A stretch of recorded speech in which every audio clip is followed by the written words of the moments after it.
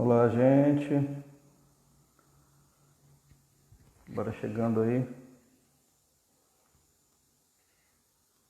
Mais uma aula, História do Direito.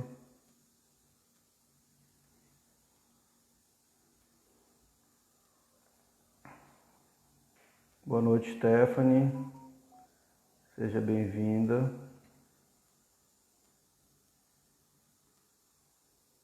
Vou aguardar a turma entrando aí.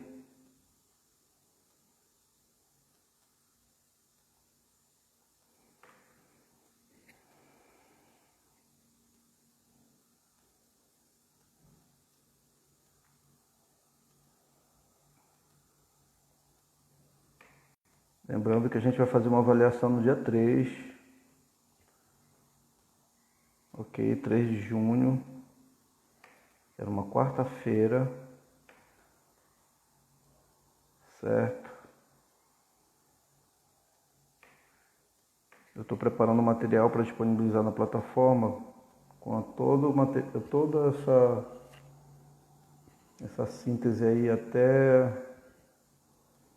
desde os povos ágrafos até o período pós-clássico, que é o que a gente vai concluir hoje.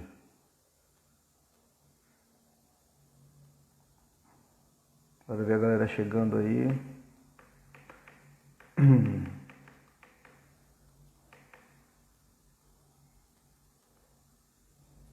Garganta ruim esses dias.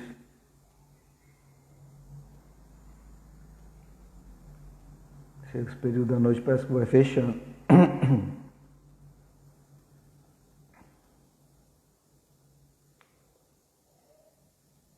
Boa noite, Diego. Deixa eu assinar aqui para vocês dois.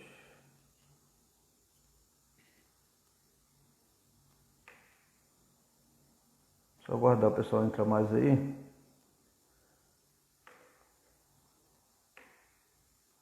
Para a gente poder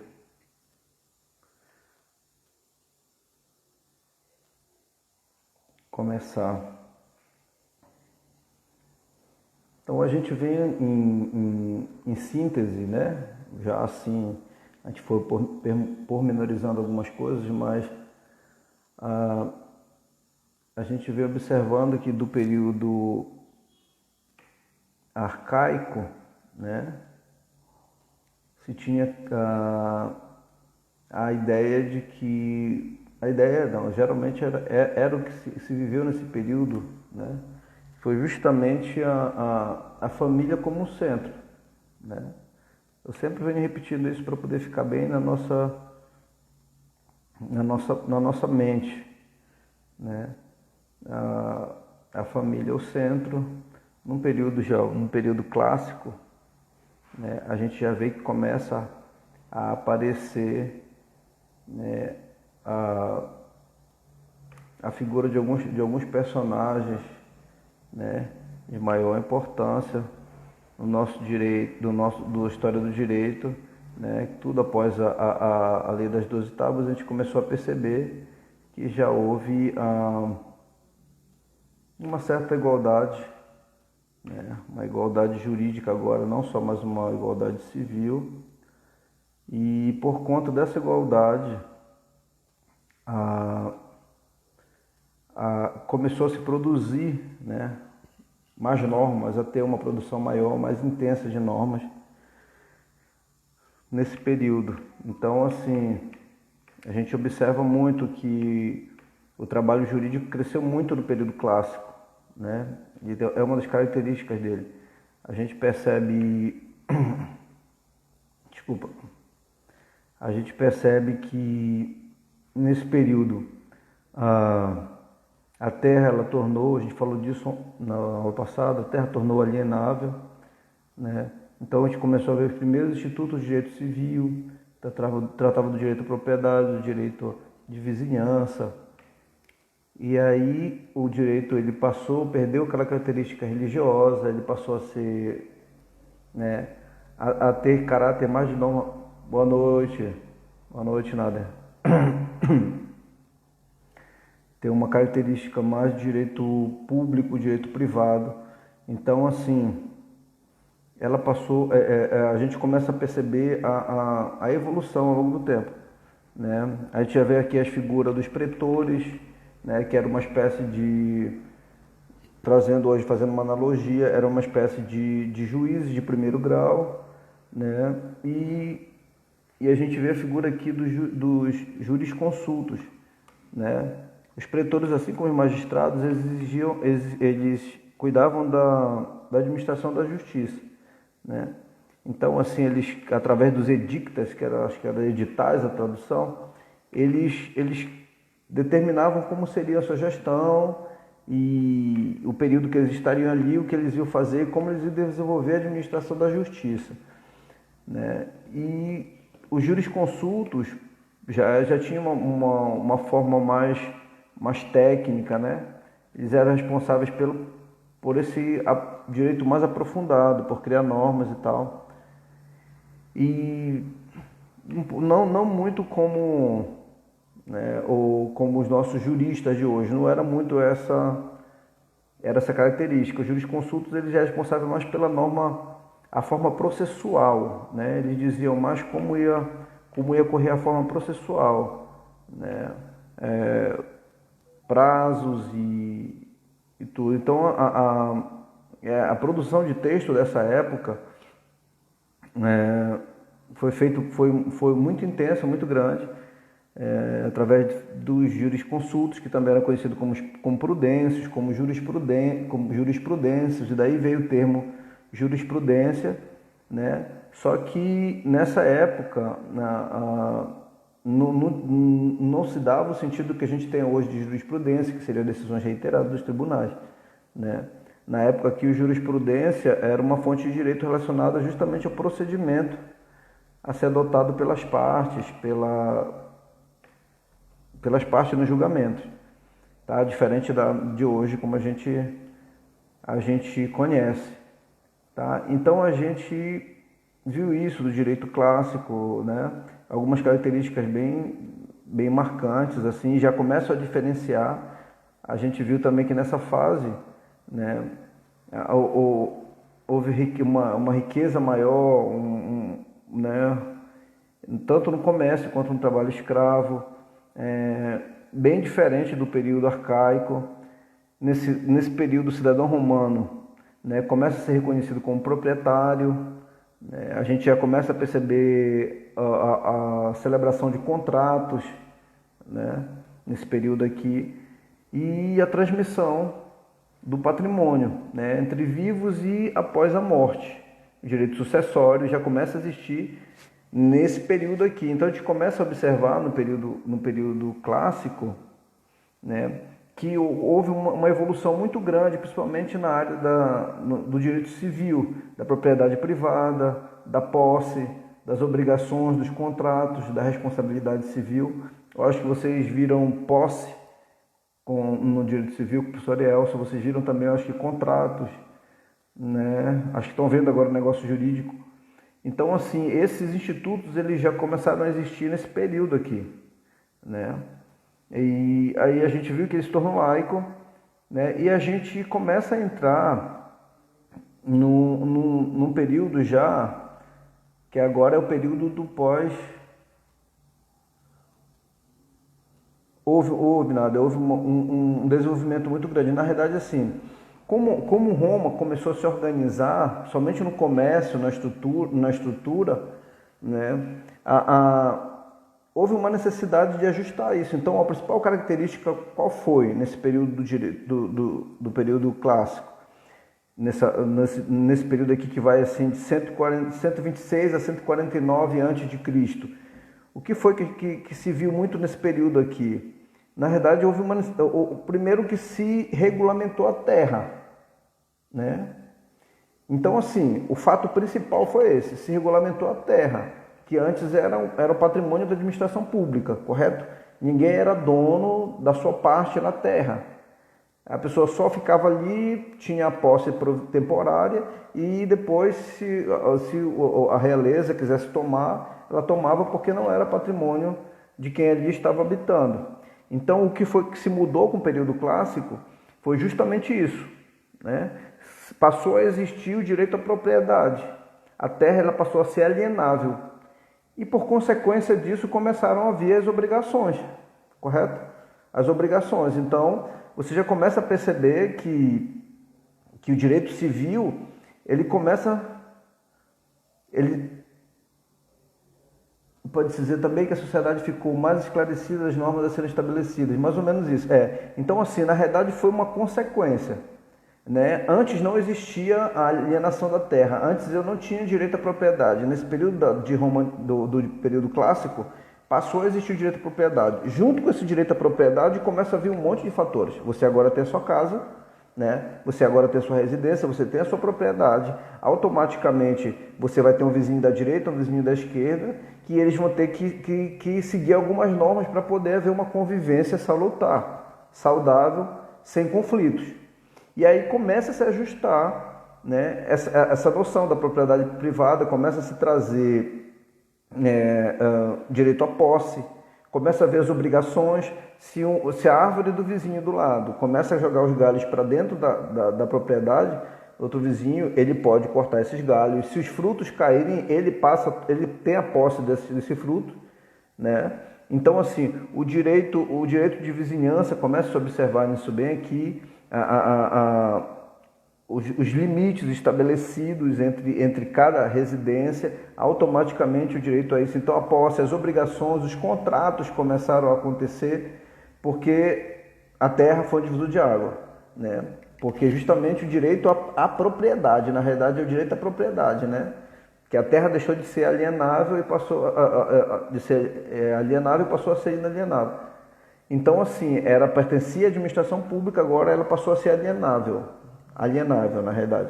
Ela pode ser vendida, pode ser negociada. Se eu tenho a propriedade agora de um bem, se eu tenho da terra, eu posso fazer um contrato, eu posso ceder aquele imóvel para alguém, eu posso alugar aquele imóvel para alguém. Você começa já a ver as figuras de obrigações, contratos, responsabilidade civil. Então o direito ele começou a crescer muito. E por conta disso, Nader, turma, não deixou de existir aquela carga religiosa que trazia o direito, né? O direito ele passou a ser laico, ele perdeu aquelas características religiosas porque não tinha mais lugar nesse novo universo, né? Não tinha mais lugar, você começava a perceber um direito privado, você já começa a observar as normas bem mais definidas, já o império, né? Determinando, dizendo, criando normas. Então, assim, a ciência jurídica nesse período ela se desvencilhou, se desvinculou das amarras religiosas, né? Então houve uma transformação na cidade e um enorme império, né? Então isso aqui praticamente a chegada, esse crescimento do império, a força que ele começou a atingir, ela basicamente foi a definição para o período pós-clássico, ok? Para o período pós-clássico. Então, só fechando o período clássico aqui, né, eu vou falar de algumas fontes do direito desse período, né, da história romana no período clássico. Uma das fontes foi, que eu citei isso aula passada, foi o ius civile, né, que é justamente o que a gente está falando. Né? No período clássico, o direito do cidadão de Roma, contendo a quantidade de direitos derivados dos costumes originários. Então, aqueles direitos que vinham da sociedade civil, né? Uma sociedade civil que veio trazendo isso ao longo da vida. E o ius gentil é outra forma, que são o direito das gentes, cidadania, né? Isso foi uma característica muito grande, né? O direito começou a se falar em cidadania, o direito dos cidadãos, né? Então, assim, começou a se ter uma carga muito forte do direito civil. Eu agora, enquanto cidadão, tenho direitos, né? Uma terceira fonte do direito foi o conhecido ius honorário, que era o direito dos pretores, que eram normas jurídicas que passaram a ser feitas pelos pretores, né? Por meio dos seus editos. Então, os pretores eles criavam os editos, que eram justamente as normas que definiam o período de gestão, enquanto eles estariam à frente da administração da justiça, né? E aí esse período, essas normas que eles editavam, elas eram utilizadas pelos outros pretores, pelos novos pretores. Eles acabavam aproveitando e dando uma continuidade para aquela norma. Então ela começou a sendo sedimentada, edificada, chamados edictus. E em quarto lugar, o ius extraordinarium, que aqui no caso já é o direito do imperador, né? Normas jurídicas que derivaram da manifestação do imperador, né? Sobre casos concretos, abstratos, como o império decidia a respeito de uma situação específica, de um caso concreto específico. Desculpa, eu estou ruim na minha garganta. Esses direitos aqui, eles possuíam fontes específicas da norma jurídica. Então, os costumes, as doutrinas, aquelas leis arcaicas que nós conhecemos, elas foram fontes tradicionais do ius civile, né? Da sociedade civil, do direito constituído a partir dos costumes, aquilo que eu tinha percebido que foi evoluindo ao longo do tempo. Mas isso já enfraqueceu no período clássico. Porque no período clássico a norma começou a se criar uma forma, né? A ter uma forma, que a partir dos editos dos pretores, né, essas normas elas já começaram a ter justamente um registro histórico, um documento escrito, né? Então o edito que os pretores faziam, né, era um documento que justamente citavam o período que eles estavam, e isso ia se perpetuando, né? A outra foi as constituições imperiais, e aqui a gente parou na nossa última aula, né? As constituições e leis imperiais, que eram fontes mais relevantes, que eram chamados ius extraordinarium, né? São parecidas com as nossas leis atuais, né? Se a gente pode fazer uma analogia, né? São as leis atuais, ou seja, aquelas de segmento obrigatório e que ordenam a sociedade, né? Então, assim, as normas que o imperador editava, elas tinham que ser seguidas, né? E a gente já viu aqui que nesse período, por conta de algumas decisões que se davam em primeiro grau, né, e não eram de acordo com a determinação do imperador, com as leis que ele criava, a gente começou a perceber que se criou um segundo grau de jurisdição, né, que era justamente para poder fazer cumprir aquilo que o rei determinava, que o imperador determinava. Tá? Então a gente passa agora para o período pós-clássico, ok? Esse período pós-clássico, e é o último já, ele iniciou em 305, tá? O período clássico, a gente viu que ele começou em 146, eu acredito. E ele se estendeu, deixa eu ver aqui, 126 a 149 a.C., né? O período clássico começou.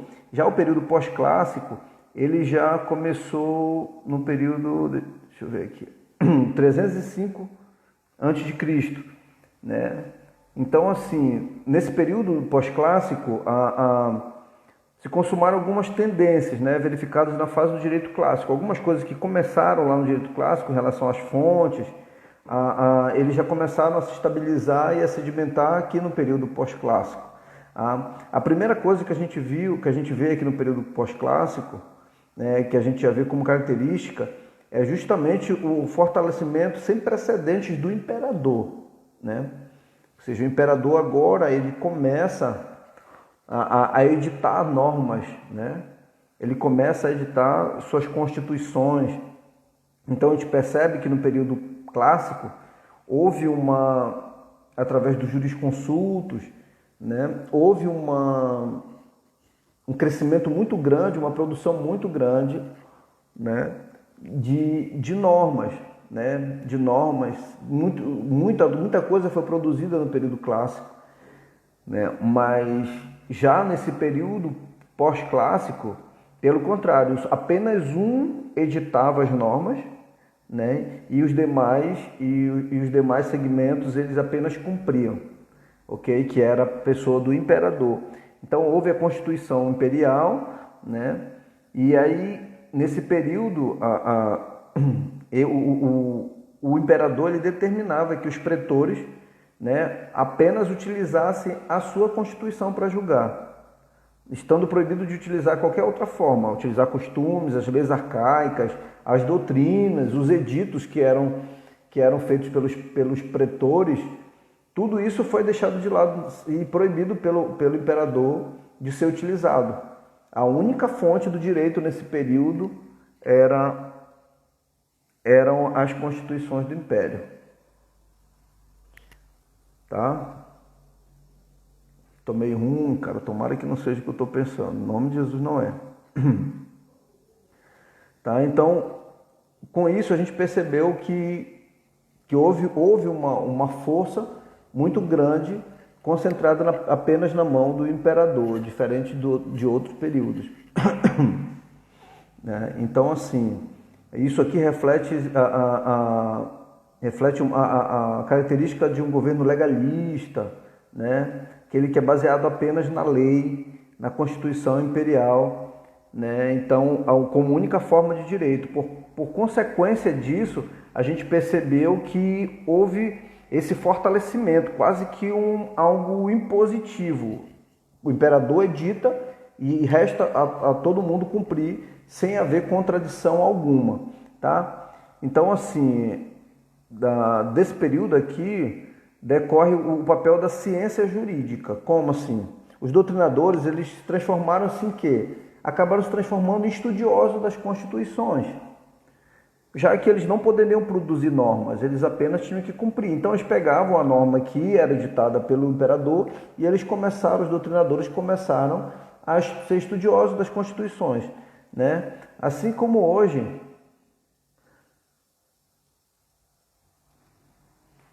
no caso, aquela época, o imperador Augusto César, assim, os imperadores, na verdade, aqui a gente está vendo Justiniano, primeiro, a gente está vendo que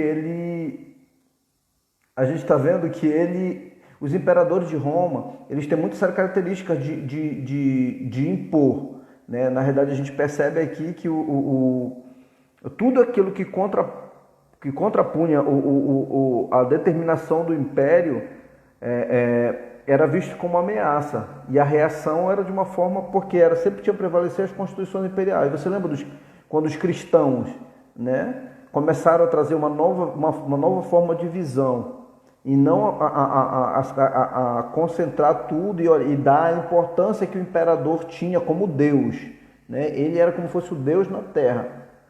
Então, assim, nesse período aqui, o cristianismo começou a crescer, uma forma de que tirava o foco do imperador, né? Tirava, de uma certa forma, porque a autoridade dele, porque aquilo que ele determinava como norma a ser seguida era contrariado, ao ponto que os cristãos começavam a dizer que existia uma outra forma de acreditar, que aquilo era imposta, que os cristãos traziam como princípio a bondade, a solidariedade, né? O compartilhar. Então, assim, e começaram a se fortalecer. Então, por conta nesse período aqui, a única norma a ser seguida, a única norma de seguimento pleno era as constituições dos imperadores. E aí restava aos doutrinadores da época apenas estudar essas constituições, né? Conhecer o significado dessas leis e as formas de interpretação, a hermenêutica jurídica. Então, isso é basicamente como acontece hoje nos cursos, né? Nos cursos de direito, assim. A gente vê que basicamente nas faculdades de direito ensina o significado das leis, né? É o que a gente basicamente vê hoje. Então, as leis tem um legislativo que cria as normas, né? E a gente vai para estudar a hermenêutica, interpretar essas leis, como elas se aplicam, né? Então, nessa época aqui havia uma concentração muito grande no poder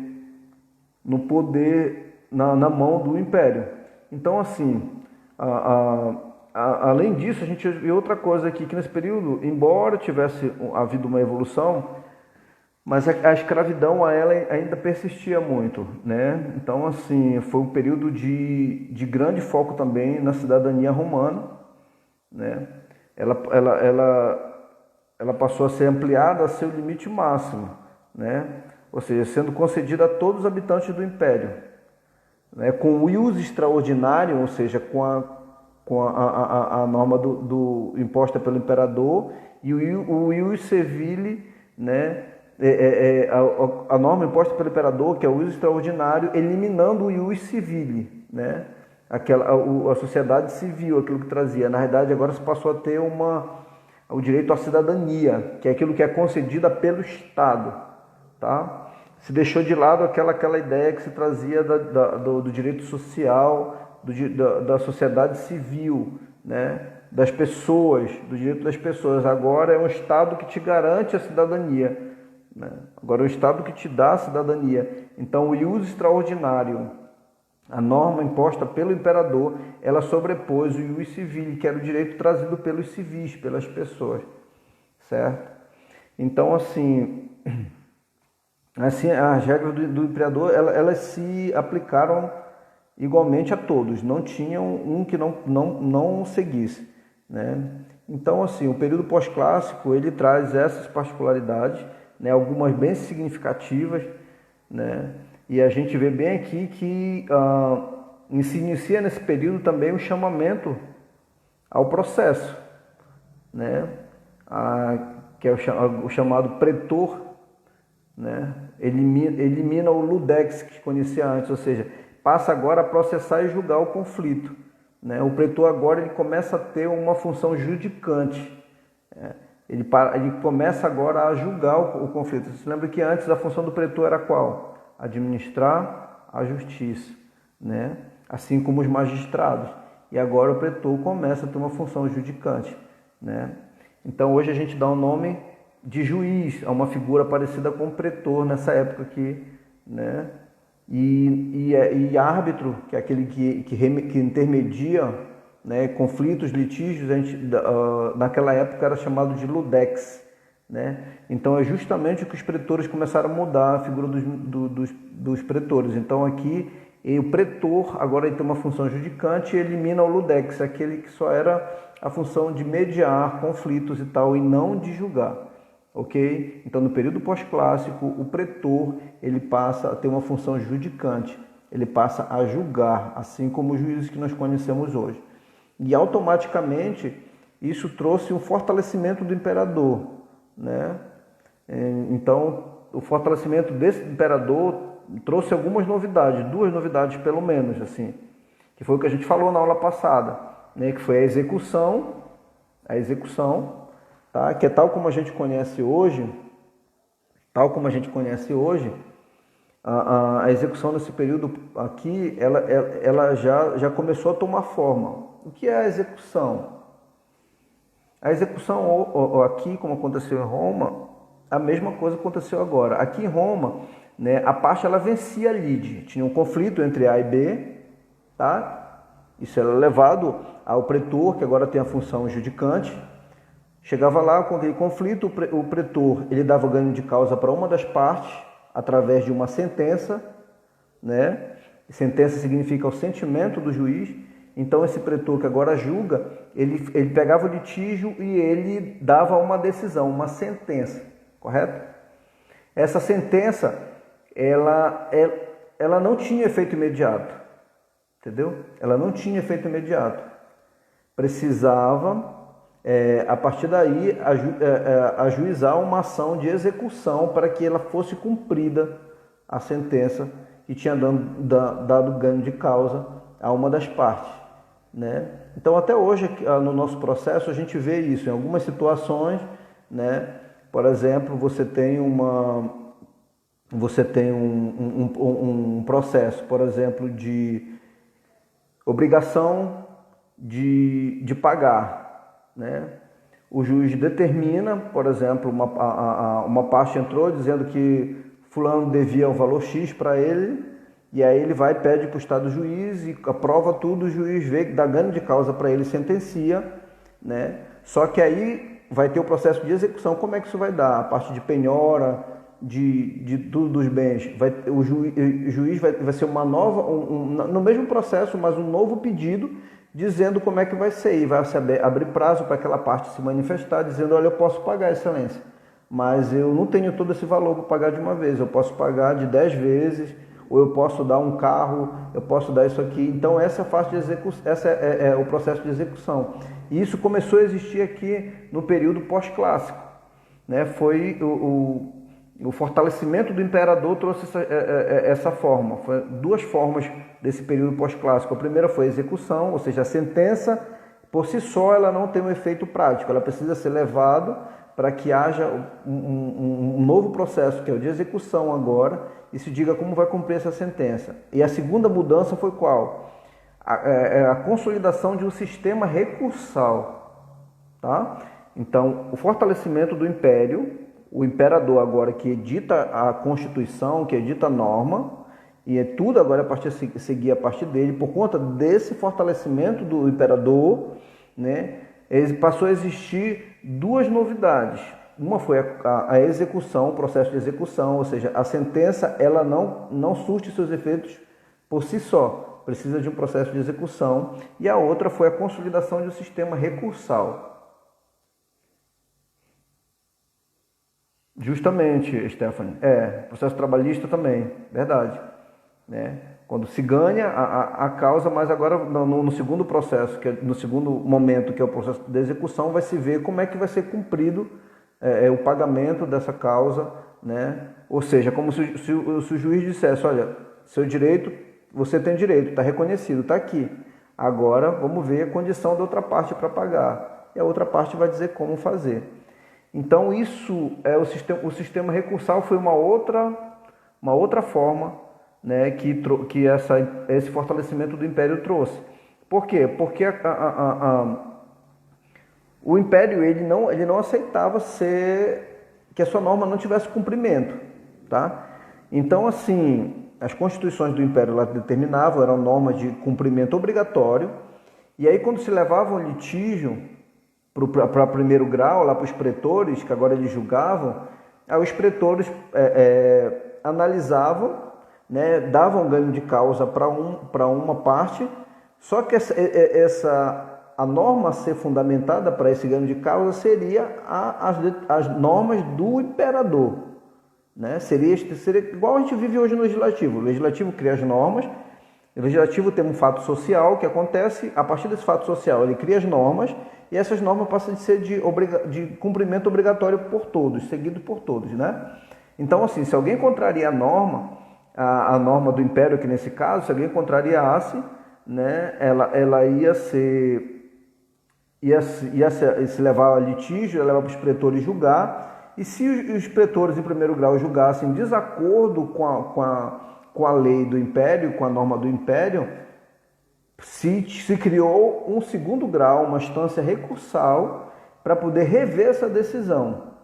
Então aqui, olha que interessante, aqui a gente começa a ver o segundo grau de jurisdição, a existência do segundo grau, o sistema recursal existindo nesse momento aqui, passou a existir nesse momento, né? com uma forma mais estruturada. Justamente, qual foi a motivação? Para que não se fosse contrariada a vontade do imperador. Então olha como se começou a coisa. Né? Então assim, surgiu os juízes de segundo grau, que eram chamados juízes, né?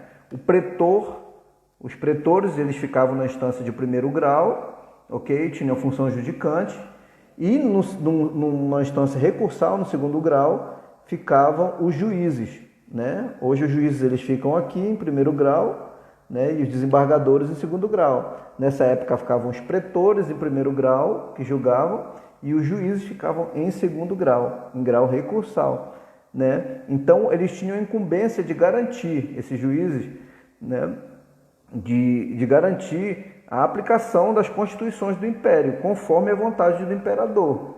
Então, se não tivesse a vontade do imperador, não fosse mantida em primeiro grau, que eles seriam obrigados a levar em sede recursal, para que lá no segundo grau eles fizessem valer a norma do imperador. Então, assim, a gente vai fecha nosso assunto aqui, tá? A gente fecha nosso assunto aqui e a gente vai vir. Eu estou preparando o material aqui, já estou quase finalizando para colocar na plataforma, tá? A gente vai começar lá desde os povos ágrafos, ok? Fazer uma viagem lá pelos povos ágrafos, os povos sem escritas, certo? Que a gente viu isso na nossa aula de número 2, né? Então, assim, o povo, nas primeiras noções de direito, né? E aí vocês lembram qual a origem do nome direito, né? Que vem do latim, duas palavras, dis e rectum, né? Justamente isso, que é justamente algo muito justo, né? Algo extremamente justo seria esse o significado. Então, isso daí a gente vê dos povos sem escrita, tá? Dos povos ágrafos. Eles eram povos ágrafos, sem escrita, mas eles não tinham direito nessa época? Ou tinham? Os povos ágrafos tinham direitos, né? Era o mínimo, mas eles tinham direitos, né? Então esses direitos eles se davam através de quê? De duas formas, né? A gente via isso tive isso muito forte.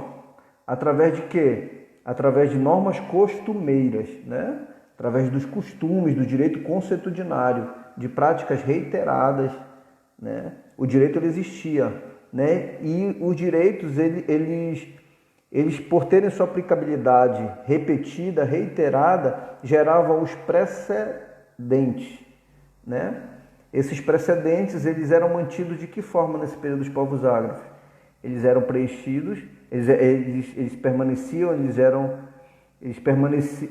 permaneciam ao longo da história através daquele cidadão ou daquele líder da tribo, de pessoa que tinha a maior memória, né?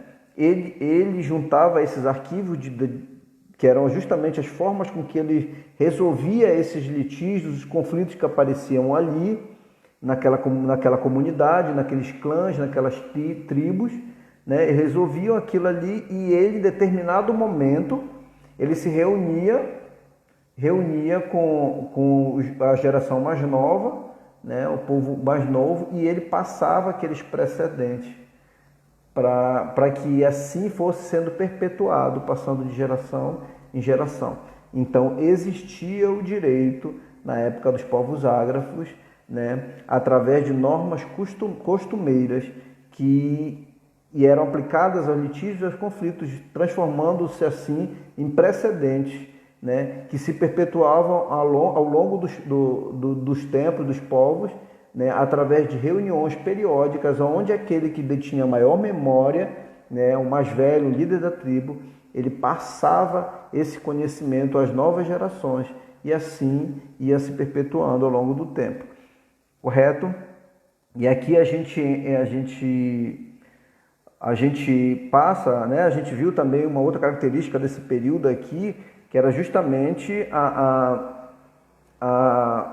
base do direito toda era fundamentada praticamente nas divindades, no direito religioso, né? Nas normas que emanavam das divindades, né? Então tinha um aspecto muito, muito forte da religiosidade incorporada nos costumes, nas crendices, né, daquelas tribos, né, de forma que se alguém contrariasse a lei, aquela lei que era de acordo com os deuses que eles criam, né, havia conflitos tanto entre as tribos quanto internamente, entre tribos e tribos. Em alguns momentos isso poderia até levar ao extremo de uma tribo dizimar a outra, né? Então a gente percebe que nesse período aqui os povos eram nômades, ou seja, eles não tinham direito à propriedade, a terra, ela não tinha propriedade, não tinha posse, né? As pessoas elas só ficavam por um tempo, usavam do que tinha ali, das plantações, da caça daquele período, e quando ficava escasso eles mudavam para outros lugares, né? E outra coisa que a gente viu bem aqui nesse início foi o período, né? O início do período do direito penal, né? Dos povos sem escritas. A gente percebeu aqui que em alguns momentos haviam conflitos, né, situações de conflitos entre pessoas, né, e algumas situações extremas a gente via a imposição de algumas penas, né?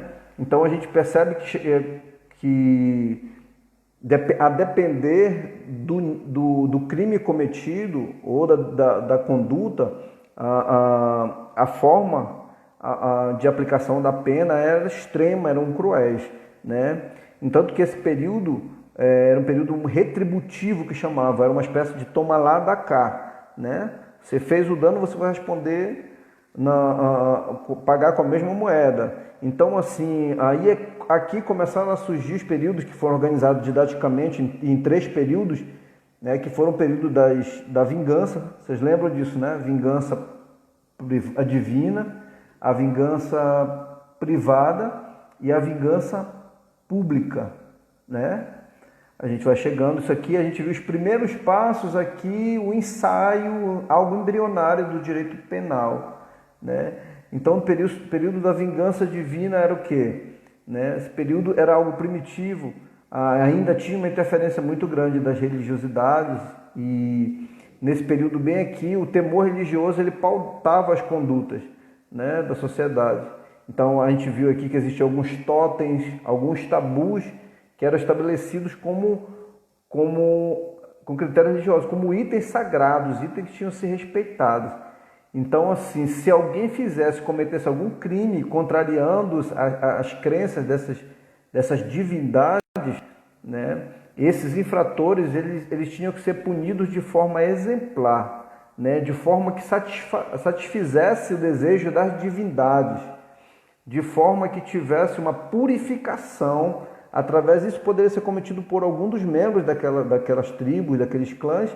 Ele tinha que ser punido de alguma forma que os deuses satisfizessem e aquilo purificasse, sob pena de que se ele não fosse punido como deveria, né, as pessoas daquela sociedade seriam punidas também, né, de uma forma para que se tivesse então a punição adequada. Então nesse período a gente viu que havia uma pena de morte, havia penas cruéis, penas, né, que levavam desde de mutilações e até a morte mesmo, esquartejamento e tal.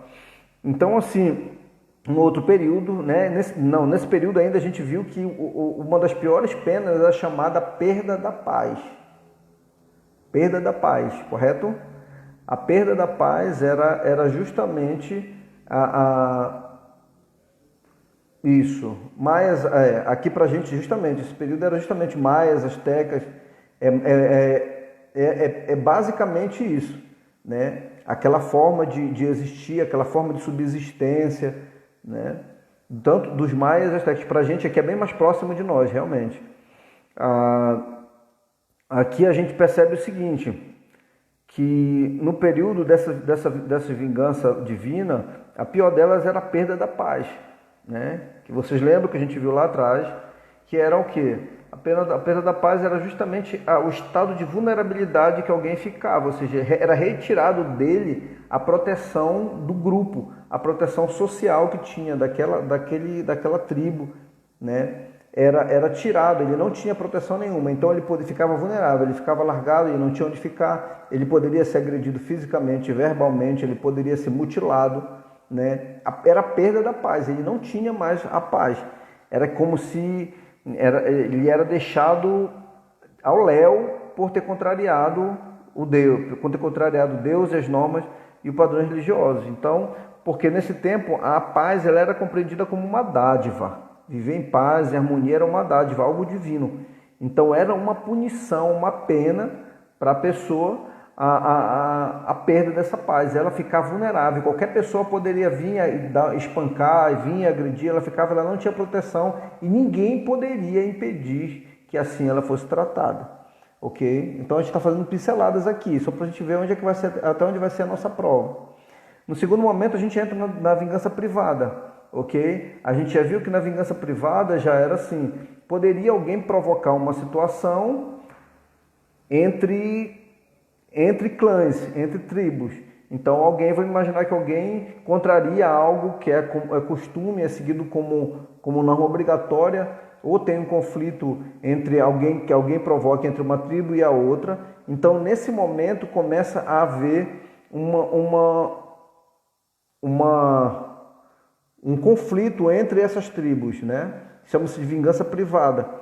Então, assim, nesse período aqui era algo extremo, era algo desproporcional, né? Então, na realidade, assim, não existia interação entre esses grupos. Tinha o grupo A e o grupo B. Eles não haviam interação entre eles, não havia relação, porque eram nômades, cada um se instalava em um determinado lugar. Mas se por algum motivo provocasse um conflito, ou alguém motivasse algum conflito entre eles, né, isso daí eles iam até as últimas consequências, que eram até se dizimar. Então, esses grupos sociais, né, eles iam geralmente às vias de fato, né? Dessa forma, essa vingança privada era extremamente brutal, extremamente cruel, e normalmente ela resultava no extermínio de um grupo pelo outro. Ok? A gente chega aqui na vingança pública, e aqui a gente já vê que já existe uma terceira pessoa nessa vingança pública, né? Ou seja, o Estado já está estabelecido, né? E através do Estado existe uma pessoa que vai fazer cumprir essas normas, que já é a figura do capataz, a figura do carrasco, né? Aquele que vai aplicar a pena, ok? Então, se alguém nesse período comete algum crime, né? As penas ainda eram bárbaras, ainda eram terríveis, ainda vinham sobre o corpo. E aqui eu oriento vocês aí lá, tem o material lá do Beccaria que fala justamente isso, sobre os delitos e das penas, está lá na plataforma. Então aqui já existe a figura de uma terceira pessoa, que é o carrasco, aquele que aplica a pena. O Estado ele já tem uma terceira pessoa que aplica a pena, não se tem mais a autotutela, né? Ou seja, um contra o outro, né? Agora já se tem uma terceira pessoa, ok? Então assim, aí a gente entra para a escrita, certo? A gente entra para a escrita, o impacto da escrita, né? A gente começa já a ver as codificações iniciais, né? Como foi que se deu, e aí a gente chega, né, na técnica cuneiforme, como foi que aconteceu. Então, na região da Mesopotâmia, a gente viu que existia era uma área de rios, né? Uma área cercada por rios, então o rio Tigre e o rio Eufrates, né? E nessa região existiam as placas úmidas de argila, né? E aí começaram a fazer os primeiros registros de normas. Opa, pausou aqui. Então começaram a fazer esse registro através de uma técnica chamada técnica cuneiforme, né? Isso aconteceu na Mesopotâmia, né? Que era justamente fazer aqueles blocos de argila, né? E usavam cunhas de madeira para poder registrar as normas a ser seguidas, ok? A gente percebe bem aqui, né? Que essa foi a primeira técnica, a primeira forma de escrita conhecida foi essa, através de gravações, né, usando cunhas em argila. Então essa é a técnica cuneiforme, tá? Isso está no início da escrita do nosso material, né? Então, com o advento da escrita, a gente já viu que normas sociais, normas comportamentais, porque agora não se perdia mais, não ficava só com aquela pessoa mais velha da tribo e tal, mas era algo que já ficava agora registrado, né? E aí que a gente começa a perceber os primeiros indícios do princípio da publicidade, né? Então, assim, aqui a gente percebe que as pessoas já tinham acesso a isso, e isso podia ser transmitido, podia ser transferido entre as gerações, tá? As primeiras codificações, né? A partir dessa técnica cuneiforme, a gente vê que as primeiras compilações foram o quê? Código de Unamu, né? Que faz referência ao rei Namu, né? Da cidade de Ur, que também foi cidade natal de Abraão.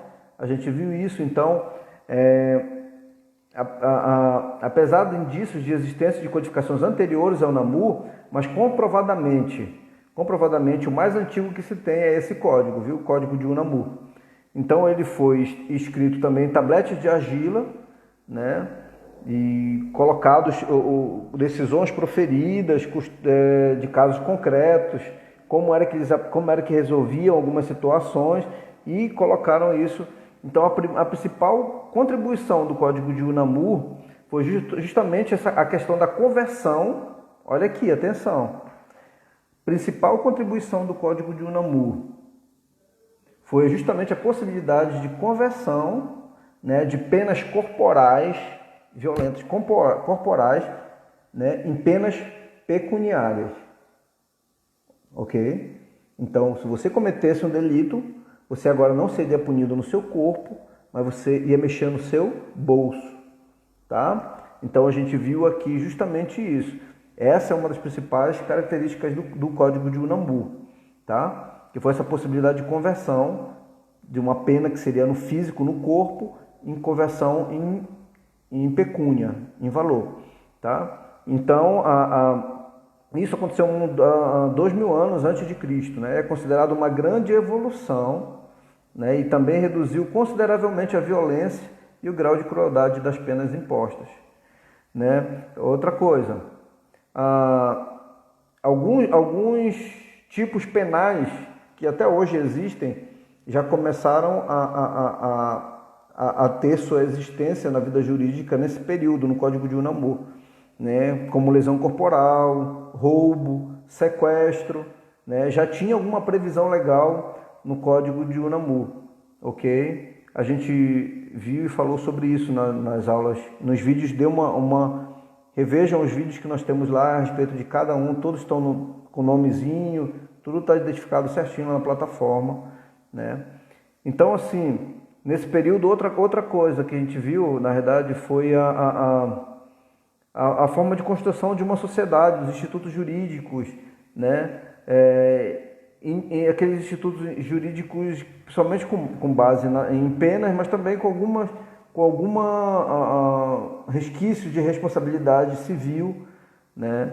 De responsabilidade civil e responsabilidade penal.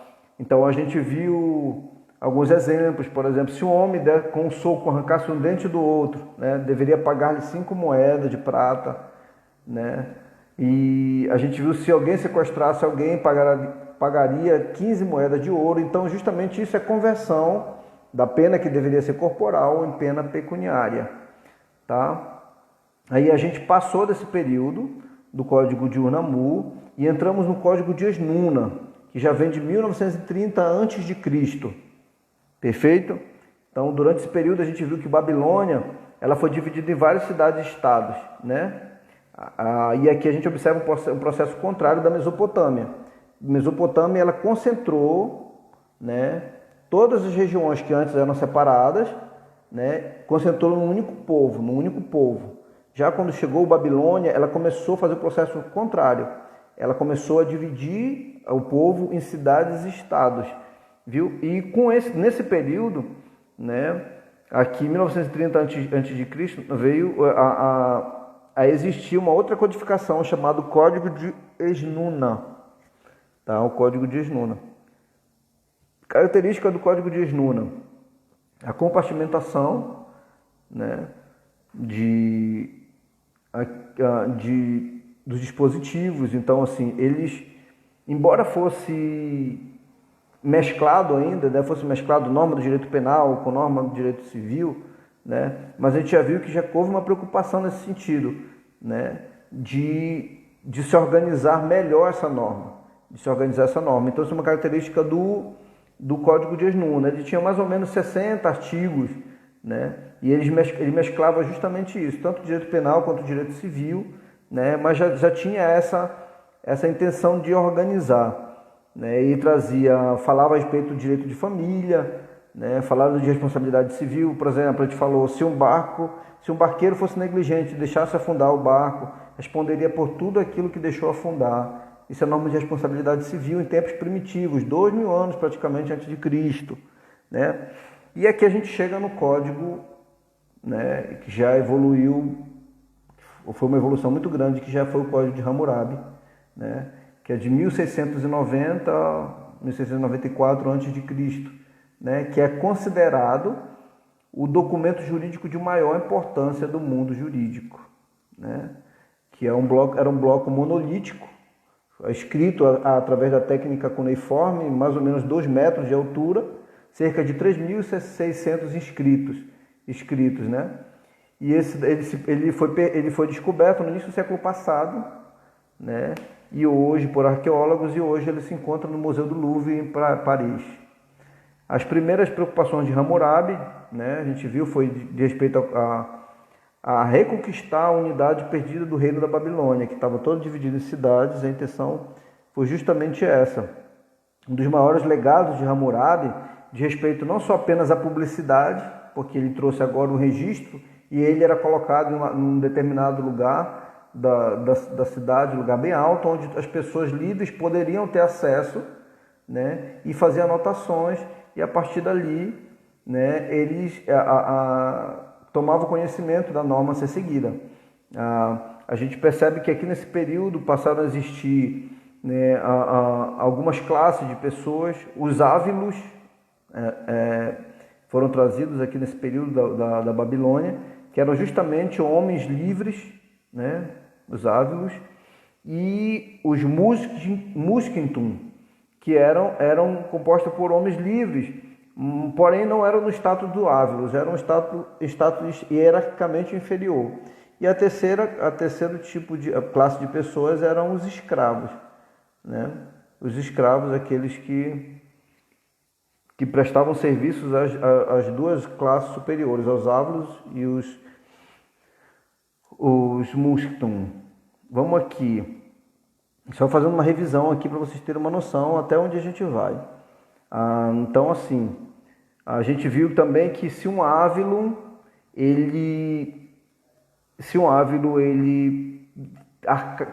contraísse uma dívida muito grande para uma determinada pessoa, ele poderia ser escravo dessa pessoa, né?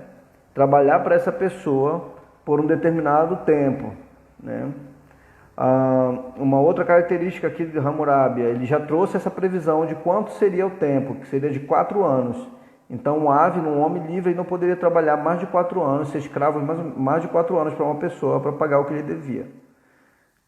E temos influência do Código de Hammurabi, né, a publicidade que ele trazia, né, ele era posto num lugar bem alto, ele colocava num lugar bem alto o código inscrito, e lá se tinham acesso automaticamente, a publicidade começou a existir.